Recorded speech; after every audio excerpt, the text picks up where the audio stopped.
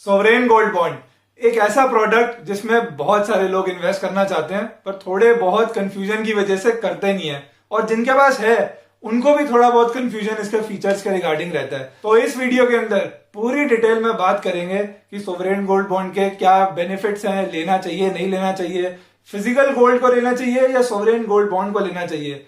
तो पूरी डिटेल में बात करेंगे इसके बारे में। साथ ही में इंस्टाग्राम पे जो आपने मुझसे क्वेश्चंस पूछे हैं सोवरेन गोल्ड बॉन्ड के रिगार्डिंग, उनका जवाब भी इस वीडियो के एंड में मैं दूंगा। बाय द वे, अगर आपने चैनल को अभी तक सब्सक्राइब नहीं किया है तो चैनल को सब्सक्राइब जरूर कर लें। Hi everyone, this is Shubham Gupta and you are welcome to another episode at Investor नीति।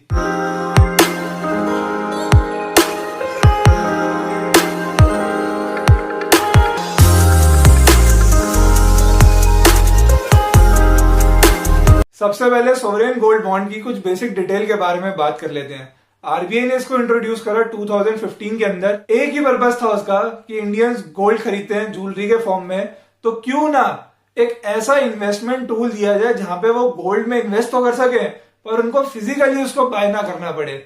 तो बेसिकली फिजिकल गोल्ड को रिप्लेस करने के लिए इसको लेके आए वो, और कुछ एडिशनल फीचर भी उसमें इंट्रोड्यूस कर दिए और ल्यूक्रेटिव बनाने के लिए, जिससे लोगों ने इन्वेस्टमेंट के लिए एसजीबी को प्रेफर करना शुरू कर दिया या वो उसको प्रेफर करना शुरू कर दे। अब कुछ लोगों को पता ही नहीं है कि सोवरेन गोल्ड बॉन्ड कहां से लेते हैं, तो सेबी रजिस्टर्ड जो एजेंट्स हैं आप उनसे ले सकते हो। जनरली बैंक्स देते हैं, ये इंटरनेट बैंकिंग के थ्रू भी उसमें अप्लाई कर सकते हैं। और इसका प्राइस डिसाइड करते हैं आईबीजेए यानी कि इंडियन बुलियन जूलर्स एसोसिएशन, जो कि 999 प्योरिटी ऑफ गोल्ड के प्राइस को यूज कर सोवरेन गोल्ड बॉन्ड का प्राइस डिराइव करती है। एक क्वेश्चन ये आता है कि कौन लोग हैं जिनको सोवरेन गोल्ड बॉन्ड में इन्वेस्ट करना चाहिए।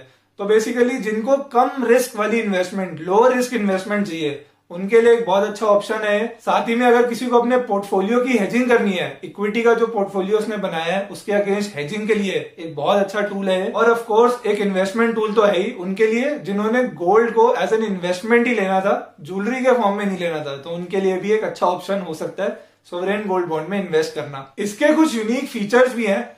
उन फीचर से पहले हम इसके बेनिफिट्स के बारे में बात करेंगे, क्योंकि अगर बेनिफिट अच्छे लगेंगे तभी फीचर सुनने में मजा आएगा। तो सबसे पहला बेनिफिट यह है कि इसके अंदर सोवरेन गारंटी है, यानी कि आपके पैसे कहीं नहीं जाएंगे, पैसे आपको पूरे 100% जरूर मिलेंगे। और 2.5% इंटरेस्ट इसमें मिलता है। अगर आप फिजिकल गोल्ड खरीदते हो तो उसमें तो कोई इंटरेस्ट नहीं होता, वो तो जो आपने बाय कर लिया वैल्यू में कम हो या ज्यादा हो बस उतना ही फर्क पड़ेगा। लेकिन इस इन्वेस्टमेंट के अंदर आपको 2.5% पर एनम का इंटरेस्ट भी मिलेगा, जो कि हाफ ईयरली बेसिस पे पे करा जाता है सीधा आपके बैंक अकाउंट के अंदर। अगर आप इसको ऑनलाइन खरीदते हो तो ये आपके डीमैट में आता है, या अगर आप फिजिकल खरीदते हो और इसको कन्वर्ट कराते हो तो भी आपके डीमैट में आ जाएगा। डीमैट में आने के बाद आप इसको कभी भी at any point of time sell कर सकते हो, ओनरशिप ट्रांसफर हो जाएगी। उस केस में आपको इंडेक्सेशन बेनिफिट भी मिलेगा, यानी कि इन्फ्लेशन एडजस्टेड प्राइस मिलेगा गोल्ड का जब आप इसको सेल करोगे। तो ये एक बेनिफिट है, और साथ में आप इसको कोलेटरल के फॉर्म में भी यूज कर सकते हो लोन्स अवेल करने के लिए। फीचर्स की अगर बात करें तो कोई भी रेसिडेंट इंडियन इसके अंदर इन्वेस्ट कर सकता है। इनफैक्ट माइनर्स के नेम में भी इसको खुलवा सकते हैं। सेकेंडली, जो भी आप क्वांटिटी खरीदते हो वो ग्राम्स में होती है, तो आप 1 ग्राम से लेके 4 किलो तक एक फाइनेंशियल ईयर के अंदर इसमें इन्वेस्ट कर सकते हो। इसका टोटल टेन्योर 8 ईयर्स का है, यानी कि right from the time you buy till maturity 8 साल की इसकी ड्यूरेशन है।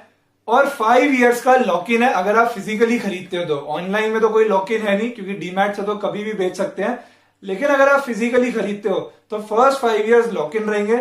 5 इयर्स के बाद आपको 3 इयर्स का ऑप्शन मिल रहा है, आप कभी भी उसमें इसको सेल कर सकते हो जब आपका मन करे। लेकिन 8 साल अगर पूरे हो जाते हैं तो कोई भी टैक्स आपको फाइनल इन्वेस्टमेंट के ऊपर देना नहीं पड़ेगा। ये स्पेशल बेनिफिट है इस स्कीम के अंदर कि अगर कोई भी मैच्योरिटी तक इसको होल्ड करता है तो कुछ भी टैक्स उसको देने की जरूरत नहीं पड़ेगी। हाँ, जो इंटरेस्ट इनकम हमें मिल रही है थ्रू आउट 8 ईयर्स वो टैक्सेबल रहेगी, उसको आपको अपनी इनकम में ऐड करना पड़ेगा। और यही इसका बहुत बड़ा बेनिफिट है फिजिकल गोल्ड के ऊपर, क्योंकि फिजिकल गोल्ड अगर आप खरीदते हो और उसको आप बाद में बेचते हो तो आपको कैपिटल गेन्स टैक्स देना पड़ेगा। लेकिन यहां पर 8 साल तक होल्ड करने पर कोई टैक्स देने की जरूरत आपको नहीं पड़ेगी। एक और फीचर ये है इसके अंदर कि अगर आप ऑनलाइन खरीदते हो तो आपको 50 रुपीज पर ग्राम का डिस्काउंट भी मिलेगा। अगर आप इसको फिजिकल गोल्ड के कंपैरिजन में देखोगे तो बहुत यूनिक फीचर है इसके अंदर।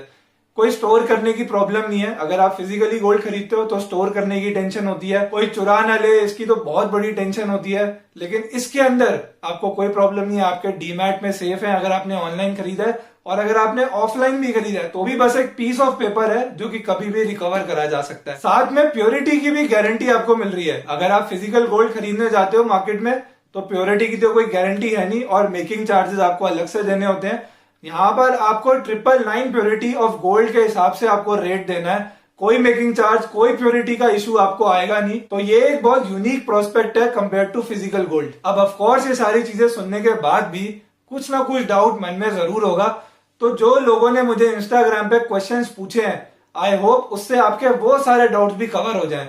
तो एक एक करके उनके क्वेश्चंस का आंसर मैं देता हूं। तो सबसे पहला क्वेश्चन है दर्शन का सूरत से। वो पूछ रहे हैं कि क्या अभी भी सोवरेन गोल्ड बॉन्ड में इन्वेस्ट करना चाहिए, क्योंकि गोल्ड के प्राइसेस ऑलरेडी बहुत बढ़ गए हैं और साथ में इक्विटी के कंपैरिजन में अब शायद गोल्ड उतना ना चले। तो दर्शन जी, सबसे पहले मैं आपको कहना चाहूंगा कि आप गोल्ड को इक्विटी से कंपेयर मत कीजिए। ये दोनों एसेट्स आपस में कंपेरेबल नहीं है। गोल्ड में हम इसलिए इन्वेस्ट करते हैं ताकि पोर्टफोलियो का एक पोर्शन इक्विटी के अगेंस्ट, जो इक्विटी के साथ रिस्क हमें मिलता है, उसके अगेंस्ट एज अ हेज काम कर सके।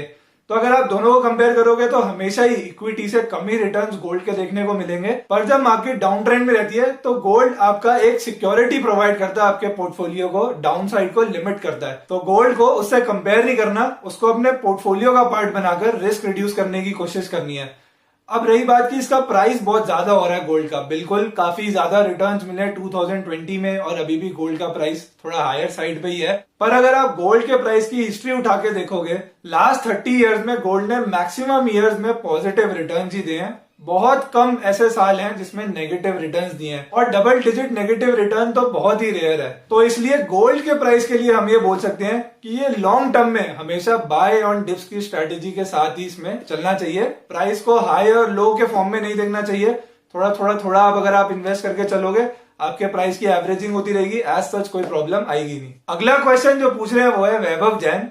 वैभव ने 2 क्वेश्चंस पूछे हैं। सबसे पहले उन्होंने पूछा है, अगर मैं डीमैट के थ्रू एसजीबी के लिस्ट होने के बाद उसको बाय करता हूं तो मुझे 2.5% इंटरेस्ट सेविंग अकाउंट में मिलेगा? तो इसका आंसर बहुत इजी है कि हाँ, वो तो मिलेगा ही। और साथ ही में सेकंड क्वेश्चन वो पूछ रहे हैं कि अब अगर मैं उसको डीमैट के थ्रू बाय कर रहा हूं तो मेरे पास फिजिकल बॉन्ड सर्टिफिकेट तो होगा नहीं, तो मैच्योरिटी पर मुझे पैसे वापस कैसे मिलेंगे? तो इसका आंसर भी बहुत सिंपल है कि जैसे इंटरेस्ट आपके अकाउंट में ऑटोमेटिकली आना शुरू हो जाएगा, उसी तरीके से मैच्योरिटी होने पर बैंक अकाउंट में वो मैच्योर्ड अमाउंट सीधे पहुंच जाएगा। अगला क्वेश्चन पूछ रहे हैं समर्थ। उनके 2 क्वेश्चन है। सबसे पहला क्वेश्चन कि how to buy gold from stock market. तो उसके 3 तरीके होते हैं। सबसे पहला, आप एक ईटीएफ ले सकते हो, एक्सचेंज ट्रेडेड फंड जिसे बोलते हैं। दूसरा, आप म्यूचुअल फंड भी ले सकते हो और एसजीबी तो है सोवरेन गोल्ड बॉन्ड। ये 3 मेथड है जिससे आप पेपर फॉर्म में गोल्ड को बाय कर सकते हो। सेकंड क्वेश्चन वो ये पूछ रहे हैं कि गोल्ड ईटीएफ और एसजीबी में से बेटर इन्वेस्टमेंट कौन सी रहेगी? तो इसमें आपको ये देखना पड़ेगा कि आपका पर्सपेक्टिव क्या है। अगर आपको अपनी गोल्ड की इन्वेस्टमेंट पर इंटरेस्ट चाहिए तो आप एसजीबी को प्रेफर करें। 8 साल तक में अगर आपका काम हो जाएगा, आपकी इन्वेस्टमेंट उससे ज्यादा लंबी आप नहीं सोच रहे, तब भी आप एसजीबी को प्रेफर कर सकते हैं। और अगर आप कोई टैक्स नहीं देना चाहते 8 साल बाद जब मैच्योरिटी होगी, तो भी एसजीबी को ही प्रेफर करना चाहिए। गोल्ड ईटीएफ का यूज वहां आता है जब आप बहुत लंबे टाइम तक एसआईपी के फॉर्म में इन्वेस्ट करना चाहते हैं, या अगर गोल्ड का रेट बहुत नीचे आया और आप लमसम इन्वेस्ट कर भूल जाना चाहते हैं बहुत लंबे टाइम तक, तब आप गोल्ड ईटीएफ के अंदर डाल के छोड़ सकते हैं।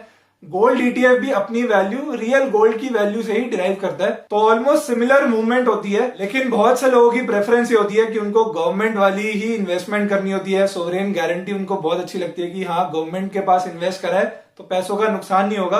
तो अगर आप उस माइंडसेट से कर रहे हैं तो जरूर एसजीबी में करना चाहिए, इंटरेस्ट भी मिलेगा, टैक्स का बेनिफिट भी है। लेकिन अगर आप अपनी गोल्ड की इन्वेस्टमेंट के अंदर टाइम का कोई फैक्टर नहीं लाना चाहते, यानी कि अगर आप कल चाहो कल रिडीम कर लो, 10 साल 20 साल बाद चाहो तब रिडीम कर लो, जब मन करे तब पैसे उसमें डाल लो, तो आपके लिए गोल्ड ईटीएफ बेटर रहेगा। और अब सबसे लास्ट क्वेरी जिनकी हम लेंगे वो है केदार शिंदे।